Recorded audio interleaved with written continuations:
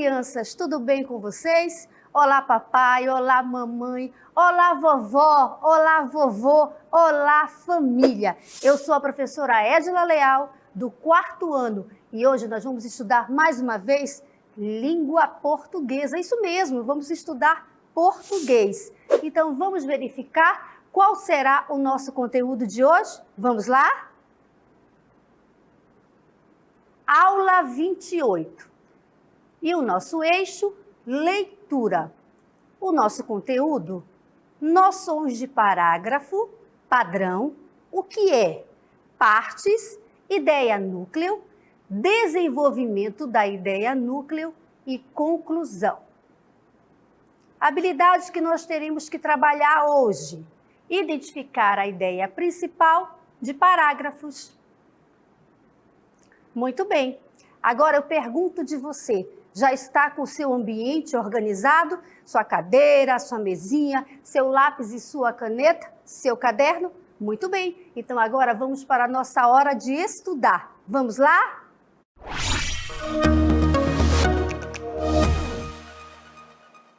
Muito bem, crianças. Então agora eu quero que vocês prestem atenção nesta leitura que nós vamos ouvir aí, né? Vocês vão ouvir também sobre tipo de texto dissertativo.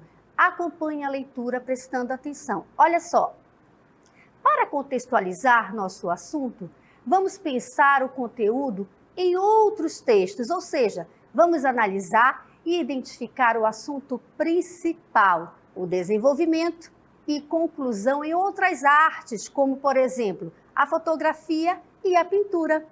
Olha só que bacana, tá vendo a imagem aí? Então, estão observando? Prestem atenção, eu quero que vocês olhem bastante, mas com aquele olhar de detalhe, tudo bem? Vamos lá, a próxima aqui, olha só. As fotografias são textos que necessitam de leitura especial para identificarmos quais elementos compõem a imagem, o plano de fundo, o que está na frente, a composição, o cenário. A partir daí, identificamos o que é principal, o contexto da imagem e o assunto que ela retrata e como ela se desenvolve e faz sentido. Prestar atenção? Continuando aqui, olha só. Leitura é muito individual e em algumas imagens podem haver vários pontos de vista, mas o importante é entender que existe uma ideia núcleo, o motivo que levou um artista a escolher um objeto ou determinada imagem para retratar ou pintar. Guardem aí, tá certo, essa palavra, ideia núcleo, que nós vamos trabalhar a partir de agora até o final da nossa aula. Então prestem atenção, continuando aqui, olha só que interessante. De igual forma, é possível contemplar uma pintura e a partir dela fazer várias leituras. E isso porque é um produto cultural que vai causar o quê? Sensações, formas de diferente em cada leitor ou espectador. Ainda assim, é possível observar que objetos e pessoas se destacam.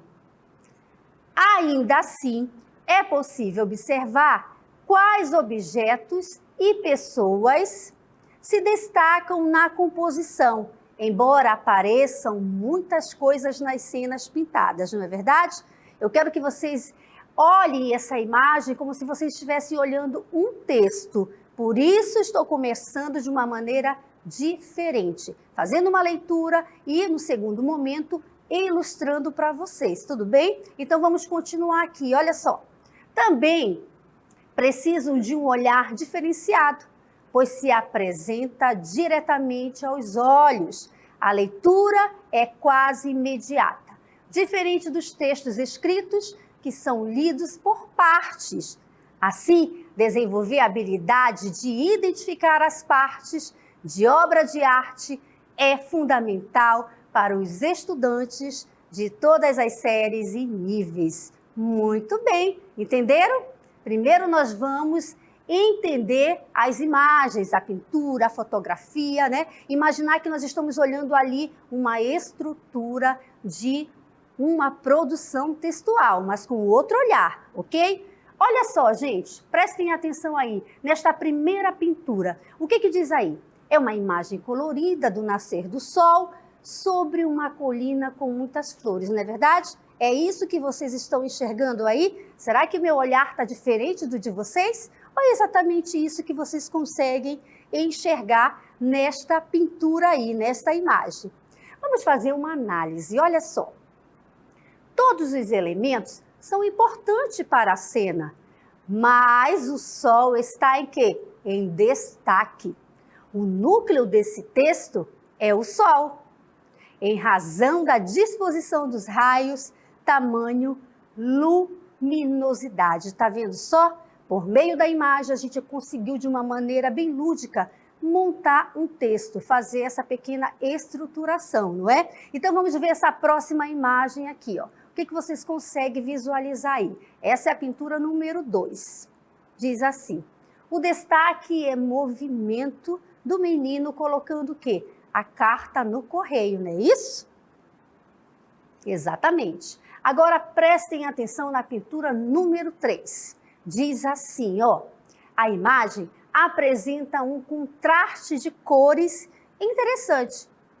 O olhar é direcionado às áreas mais claras. O destaque da imagem, do que é principal, fica por conta da leitura de cada um, exatamente. Nuvens, casa, pássaros ou árvores, uma vez que o quadro é harmonioso e vários elementos chamam a atenção de acordo com o lugar que se olha. Muito legal isso, não é? É interessante. Então agora eu quero convidar vocês para me acompanhar aqui nesta outra leitura. Vamos lá? Prestando atenção aqui. Muito bem, crianças, olha só. E como funciona nos textos escritos?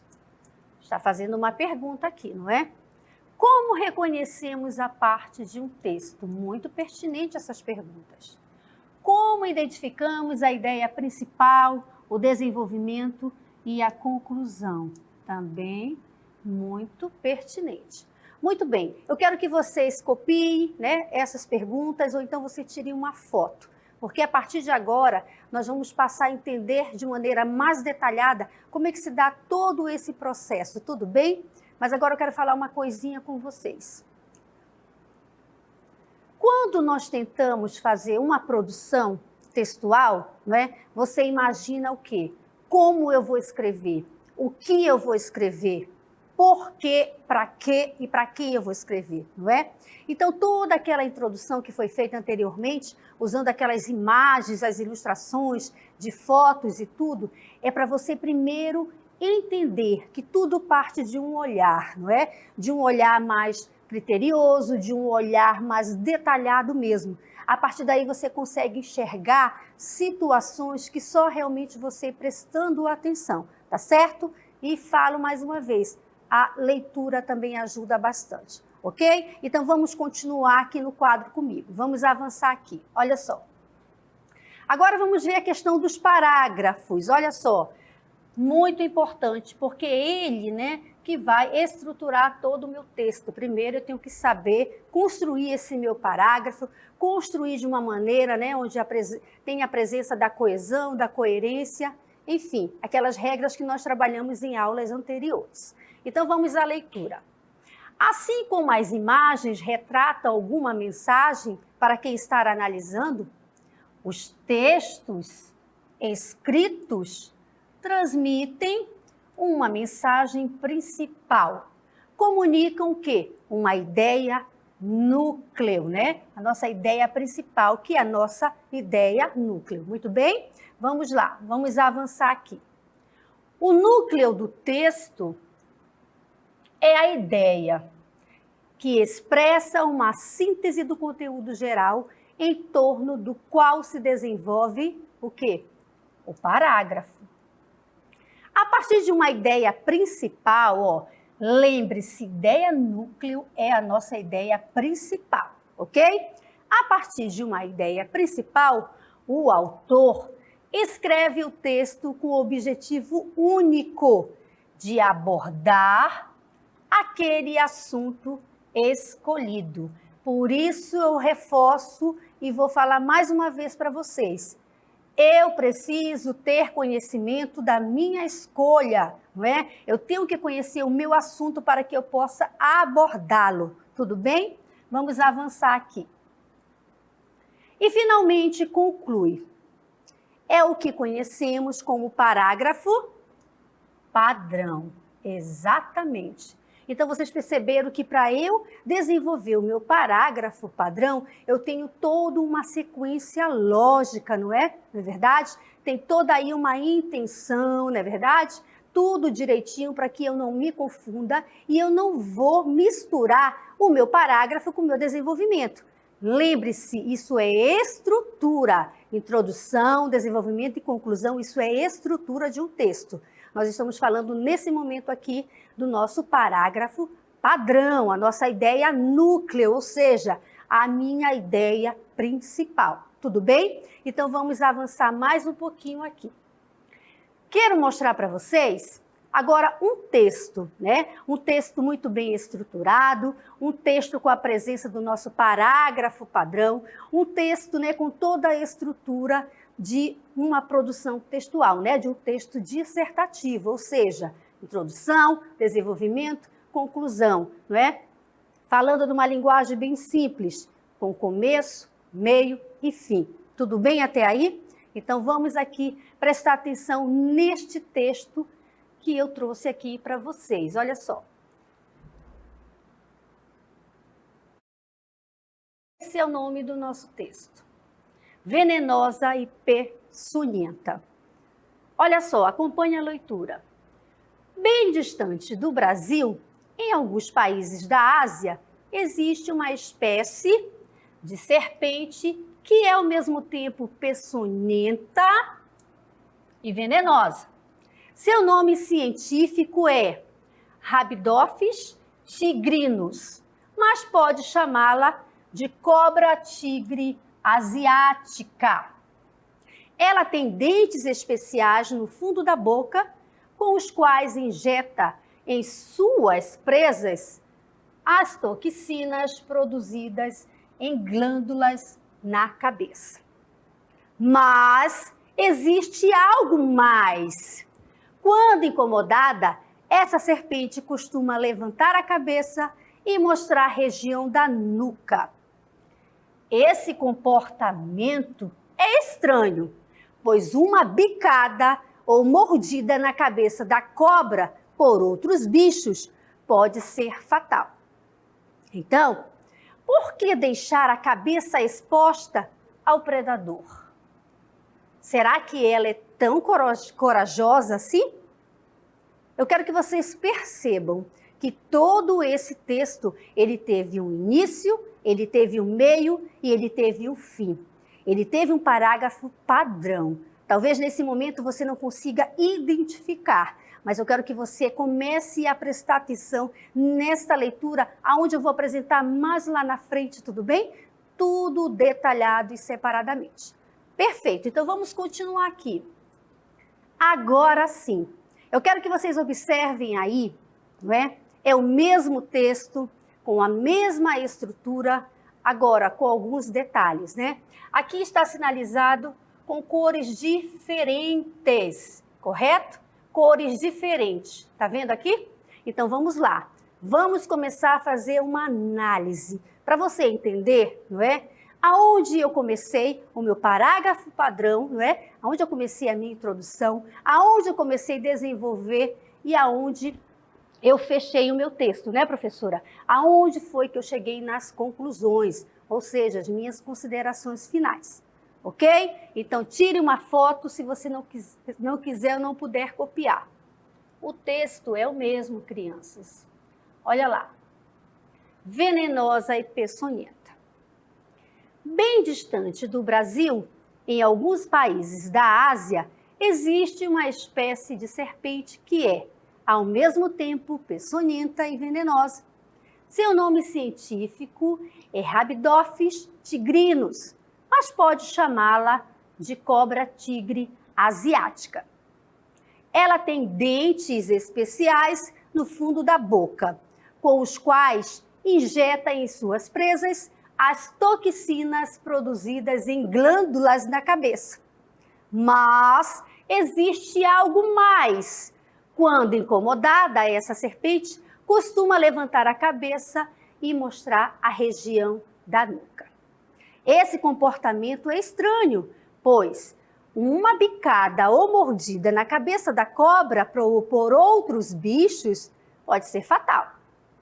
Então, por que deixar a cabeça exposta ao predador? Será que ela é tão corajosa assim? Agora, olha só, vocês devem aí, né, estar se perguntando aí em casa, mas professora, por que a senhora usou 3 cores? Professora, por que a senhora está sinalizando? Muito bem, para ficar mais didático e mais simples para você, criança que está em casa olhando e se esforçando a entender, não é? Estamos fazendo agora uma análise. Eu quero que você perceba, criança, eu quero que você entenda como é que se constrói todo esse processo do nosso parágrafo padrão e como é que eu devo seguir esta estrutura, tá certo? Falei para vocês, o texto é o mesmo, venenosa e peçonhenta.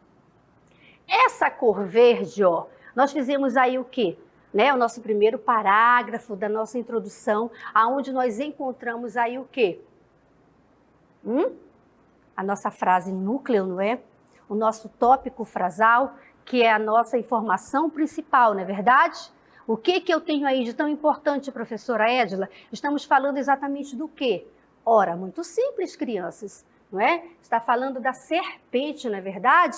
Que ela, ao mesmo tempo, é peçonhenta e venenosa. Quer dizer, aos pouquinhos, né, você foi dizendo o motivo pelo qual você está se referindo a esta serpente. Você colocou algumas características dela ali, não é verdade? Peçonhenta e venenosa, tem o seu nome científico, não é? Porém, ela pode ser chamada de cobra-tigre asiática. Ponto. Esse parágrafo já foi, ok? Agora, professora, eu preciso ir para onde? Para o meu desenvolvimento, não é verdade? Agora, nesta parte, a gente vai começar a fazer o quê? O detalhamento das informações, correto? É onde eu vou, né, levantar os detalhes, colocar mais informações, não é isso? Vou falar de uma maneira bem simples para que vocês, crianças, possam entender. Tudo bem? Uma linguagem mais simples para você entender. Agora, no desenvolvimento, eu vou fazer o meu detalhamento sobre o assunto, sobre o título que foi escolhido aqui. Quer ver só? Olha só.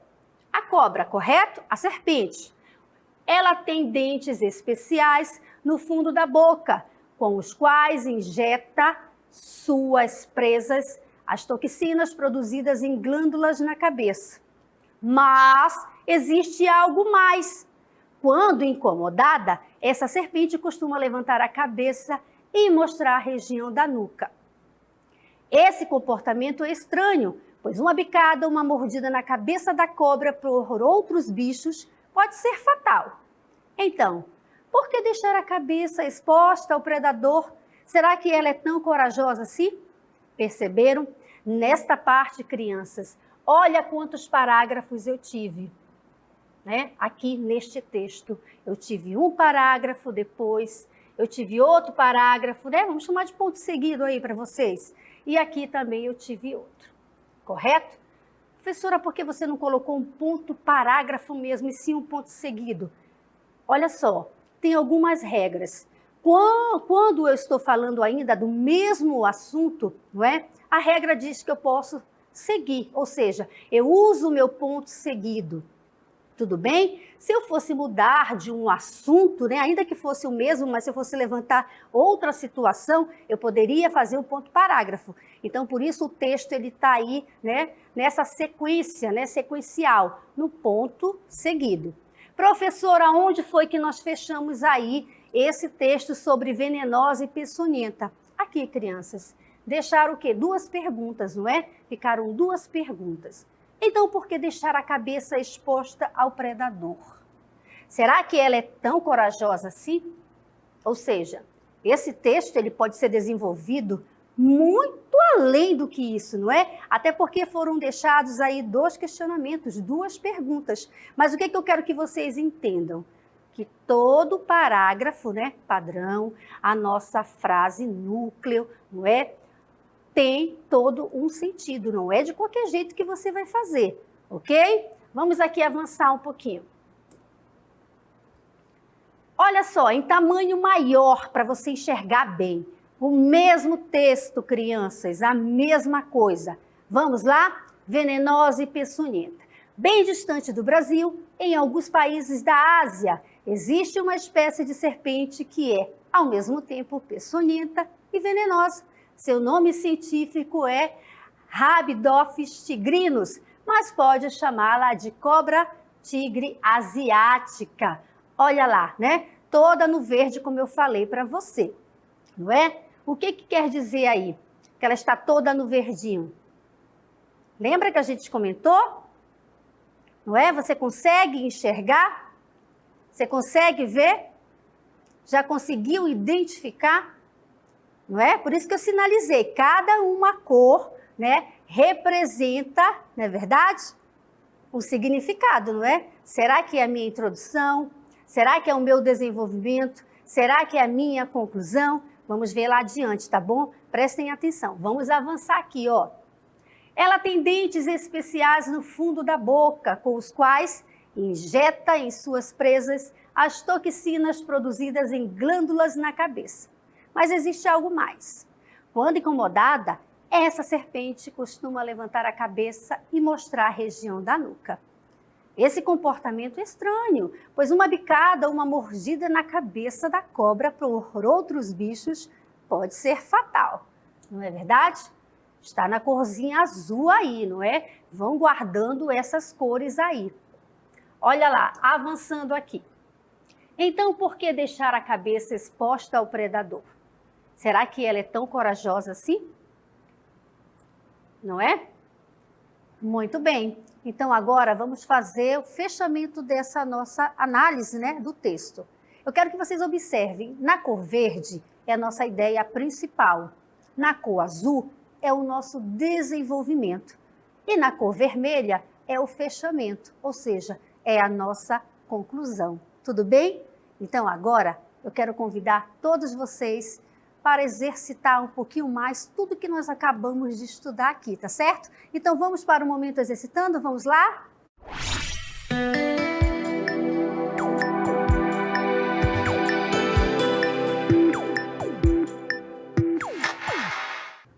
Vamos lá.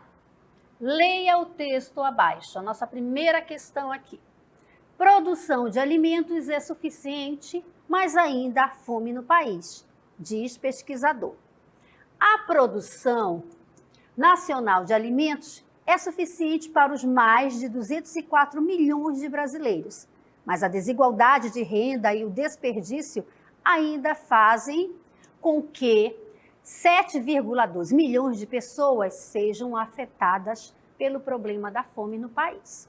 Revela estudo conduzido pelo professor Danilo Rolim Dias de Aguiar, pesquisador do Departamento de Economia do campus Sorocaba da Universidade Federal de São Carlos. Muito bem, vamos agora verificar aqui, ó, como é que vai ser o nosso comando da atividade. Primeiro, o trecho da reportagem tem como ideia principal, letra A, a desigualdade social no Brasil. Letra B, a produção de alimentos e a fome. Letra C, o desperdício de dinheiro.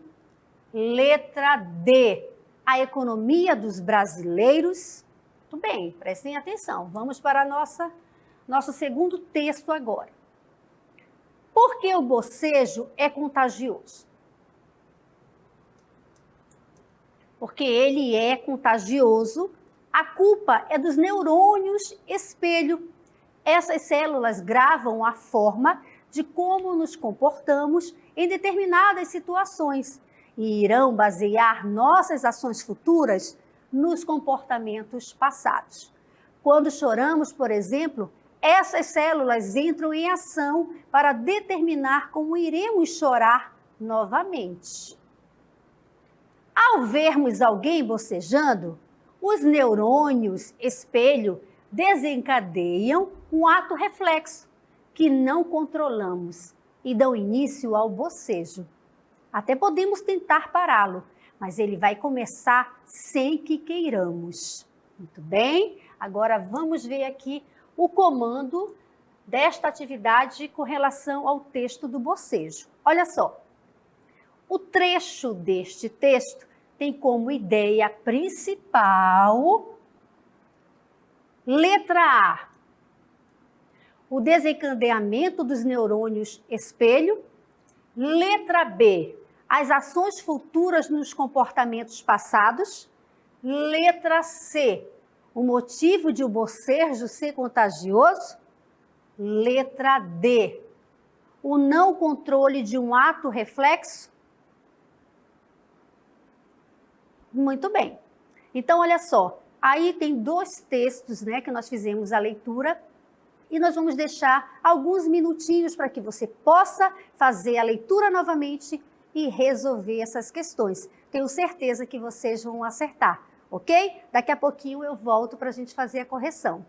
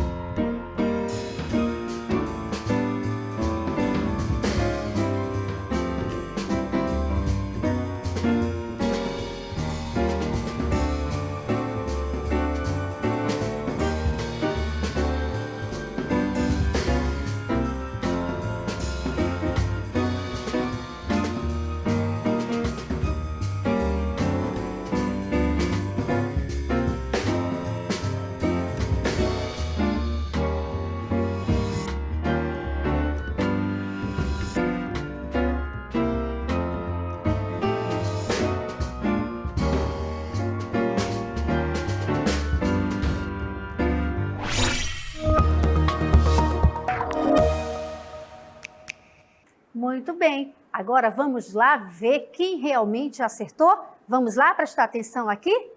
Olha só, leia o texto abaixo. Produção de alimentos é suficiente, mas ainda há fome no país, diz pesquisador. Vamos à leitura.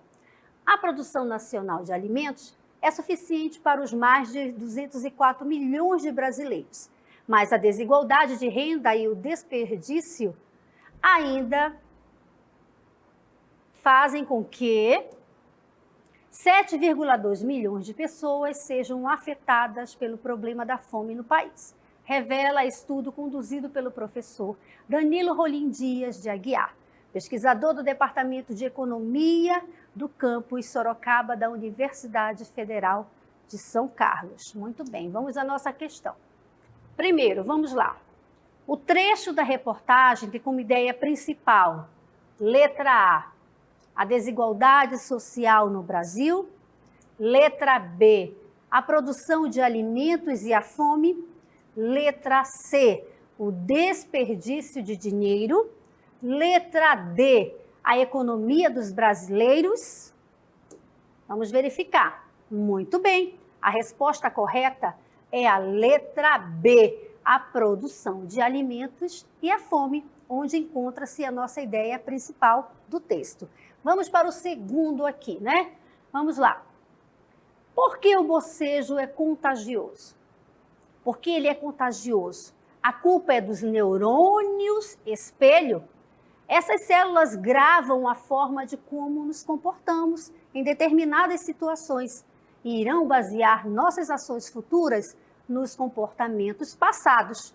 Quando choramos, por exemplo, essas células entram em ação para determinar como iremos chorar novamente. Ao vermos alguém bocejando, os neurônios espelho desencadeiam um ato reflexo que não controlamos e dão início ao bocejo. Até podemos tentar pará-lo, mas ele vai começar sem que queiramos. Muito bem, vamos aqui ao nosso comando do texto número 2. O trecho deste texto tem como ideia principal, letra A, o desencadeamento dos neurônios espelho. Letra B, as ações futuras nos comportamentos passados. Letra C, o motivo de que o bocejo. Letra C, o motivo de o bocejo ser contagioso. Letra D, o não controle de um ato reflexo. Vamos ver aqui qual é a nossa resposta correta. Muito bem, isso mesmo, aqui está a resposta da nossa ideia principal, o motivo de o bocejo ser contagioso. Muito bem. Agora, nesse momento, que nós já fizemos toda a correção, eu espero que todos tenham acertado, eu convido todos vocês para o nosso resumo do conteúdo. Vamos lá?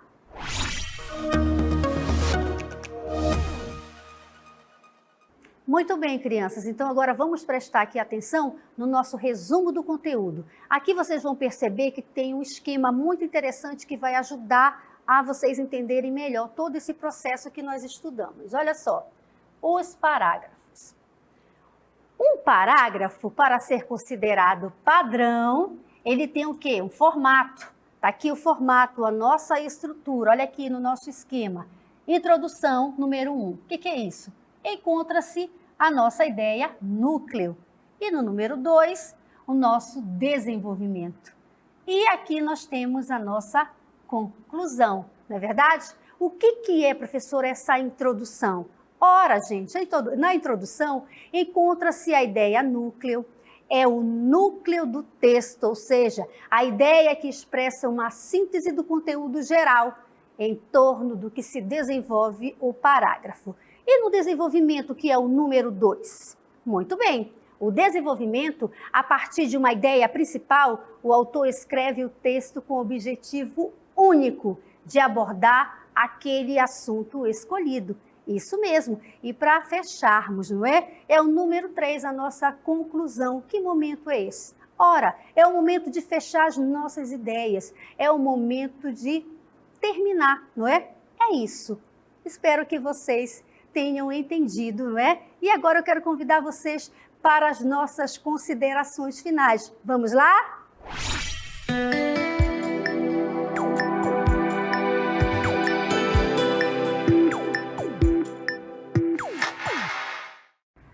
Muito bem, crianças. Muito bem, família, queridos professores. Eu espero verdadeiramente que vocês tenham gostado da nossa aula, não é? Uma aula que é produzida e preparada com muito carinho, tá certo? Então, eu quero deixar aqui as minhas considerações finais para você, criança, para vocês, família. A pandemia ainda não acabou. Tem pessoas que imaginam que tudo já passou, mas não passou, não. Então, neste momento, eu peço que você, papai, mamãe, família, continue com as recomendações da OMS, tá certo? O que é isso, professora Edila? Continue usando máscara ao sair, quando for trabalhar, quando for passear. Criança, use máscara também. Você não precisa ir para a casa do vizinho estudar. Estude em casa, ou pela TV, ou pelo seu celular. Sabe por quê? Você, toda semana, criança, recebe os conteúdos na sua casa. Nós estamos aqui trabalhando para vocês, para que vocês tenham uma continuação no processo ensino-aprendizagem, exatamente para que você possa continuar estudando. Então, nós, enquanto equipe aqui, estamos trabalhando para levar os conteúdos, né, da nossa proposta pedagógica para todos vocês, tá certo? Então, uma dica importante, papai, mamãe, família. Estudar, às vezes, cansa um pouquinho, não é? Mas é normal. O que eu quero que você, a partir de hoje, não é? Venha a fazer com a sua família, com a sua criança. Papai e mamãe, crie um ambiente propício para o seu filho estudar. Aí você vai dizer, ai, professora, mas na minha casa não tem espaço. Não tem problema. Quando você quer estudar, quando você quer realmente ajudar o seu filho, você cria esse espaço. Que espaço é esse, professora? Uma pequena mesa, uma pequena cadeira, um pouquinho de silêncio, para que ele possa acompanhar as nossas aulas do projeto Aula em Casa, porque dessa maneira a sua criança vai se desenvolver com muita qualidade, vai se desenvolver com muita qualidade. Sabe por quê, gente? Estudar não é fácil. Peço que você, papai e mamãe, ajude seu filho, pegue um livrinho, leia para ele um pouquinho sobre de fábulas, leia contos para eles, leia poesia, porque isso vai ajudar em todo o processo da construção de uma redação e de uma produção textual, que foi o que nós estudamos hoje, que nós aprendemos. Tudo bem? Então, espero que você siga essas dicas e eu aguardo vocês na próxima aula, ok? Um beijo no coração e tchau, tchau!